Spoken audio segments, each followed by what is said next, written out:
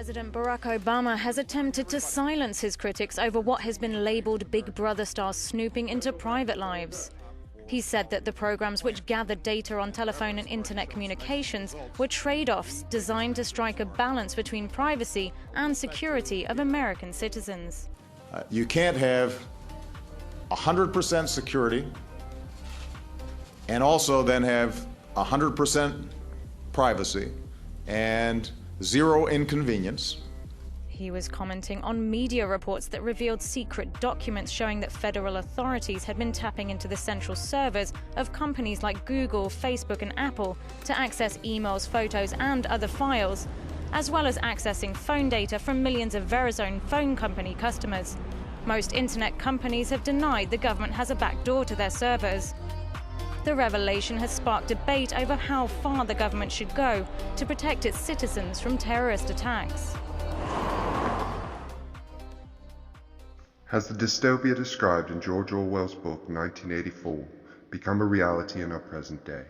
In 1984, which was published in 1949, was based on the premise of a dystopian future, where totalitarianism ruled supreme and the idea of the individual was dead. What Orwell knew about totalitarianism was based on the Soviet Union and Nazi Germany, and asserted it to England if England had become a totalitarian government as well. More specifically, the book takes place in the hypothetical dystopia of London, where people are told who they can associate with, what they could or couldn't do, and who they could or couldn't be, and the standards of living were substandard at best. There's a war going on that nobody can really comprehend or wrap their heads around.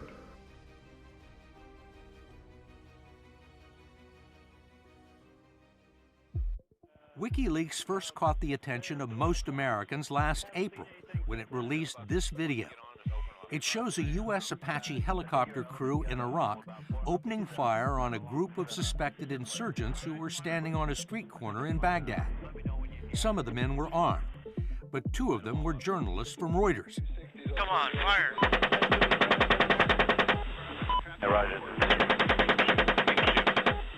Keep shooting. At least a dozen people were killed in the attack, some of them innocent civilians. Then last July, WikiLeaks released 76,000 classified field reports of U.S. operations in Afghanistan that provided a chaotic and bleak ground-level view of the war. In October, there were another 400,000 classified documents released from Iraq, showing that civilian casualties there were much higher than the Pentagon had claimed. And finally, in November, thousands of State Department cables that lifted the veil on highly sensitive backroom diplomacy. The documents revealed that Arab leaders were lobbying the U.S. to attack Iran, and that the State Department had been secretly collecting intelligence on leaders at the United Nations. One of the many ideas presented in the book is that Big Brother is everywhere, the constant surveilling of all citizens to make sure that everyone follows the rules. Be careful. Big Brother is always watching. It's a smartphone.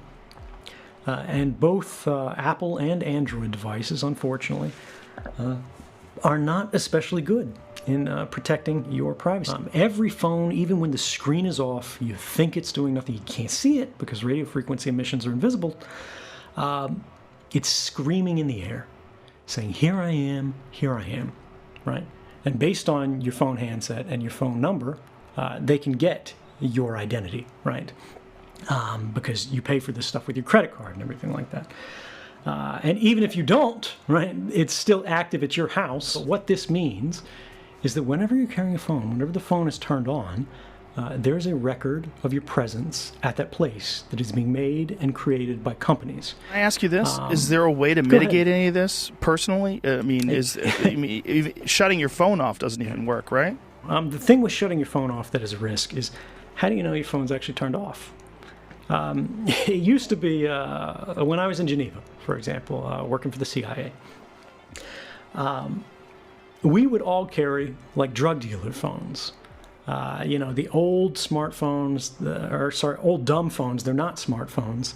And the reason why was just because they had removable backs where you could take the battery out, right? And the one beautiful thing about technology is if there's no electricity in it, right? If there's no go juice available to it, if there's no battery connected to it, it's not sending anything because you have to get power from somewhere. You have to have power in order to do work.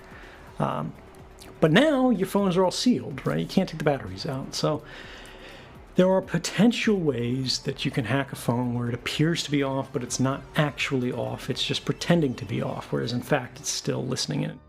In Orwell's Dystopia, there are 4 official branches of government, and each agency is named paradoxically. The Ministry of Peace, which oversees war. The Ministry of Plenty, which controls and suppresses the distribution of resources. The Ministry of Love, which tortures political dissidents. And the Ministry of Truth, which controls the media. Following items have been rated EC10. Condemned. 3 centuries later, San Antonio's Jessica Headley. And I'm Ryan Wolf. Our greatest responsibility is to serve our Treasure Valley communities. the El Paso, Las Cruces communities. Eastern Iowa communities. Mid-Michigan communities. We are extremely proud of the quality, balanced journalism that CBS 4 News produces. But we are concerned about troubling and irresponsible, one-sided news stories plaguing our country. Plaguing our country. The sharing of biased and false news has become all too common on social media. More alarming, some media outlets publish these same fake stories without checking facts first. The sharing of biased and false news has become all too common on social media. More alarming, some media outlets publish these stories simply aren't true without checking facts first. Unfortunately, some members of the media use their platforms to push their own personal bias and agenda to control exactly what people think. And this is extremely dangerous to our democracy. this is extremely dangerous to our democracy. This is extremely dangerous to our democracy. This is extremely dangerous to our democracy. This is extremely dangerous to our democracy. This is extremely dangerous to our democracy. This is extremely dangerous to our democracy. This is extremely dangerous to our democracy. This is extremely dangerous to our democracy. In the US, we have our own paradoxical government interventions as well. The Affordable Health Care Act, which was a disaster, a highly unaffordable set of complexities added to a healthcare system that didn't improve the quality of care offered to the citizens. The Patriot Act, legislation that sounds noble and patriotic by name, but is a gross violation of the First and Fourth Amendment of the Bill of Rights as it directly contradicts the Constitution. The National Security Agency, which does nothing to secure the people, but rather steals private information from the public to store indefinitely as leverage against the citizen. After the release of the State Department cables, Attorney General Eric Holder condemned WikiLeaks for putting national security at risk. There's a real basis, there's a predicate for us to believe that crimes have been committed here. And Holder announced that the Justice Department and the Pentagon were conducting a criminal investigation. They are reportedly looking at the Espionage Act of 1917 and other statutes to find a way to prosecute Assange and extradite him to the U.S. It's completely outrageous. Are you surprised? I am surprised, actually. But you are screwing with the forces of nature. You have made some of the most powerful people in the world your enemies. You had to expect that they might retaliate. Oh, no, I fully expected they retaliate. You gathered, you stored all sorts of classified cables and documents and then released them to the world on the internet. They see that as a threat. And they want to... Well, they see it as highly embarrassing. I think what it's really about is keeping the illusion of control. I'm not surprised about that. I'm surprised at how the sort of flagrant disregard for US traditions. That is what I'm surprised about. You're shocked.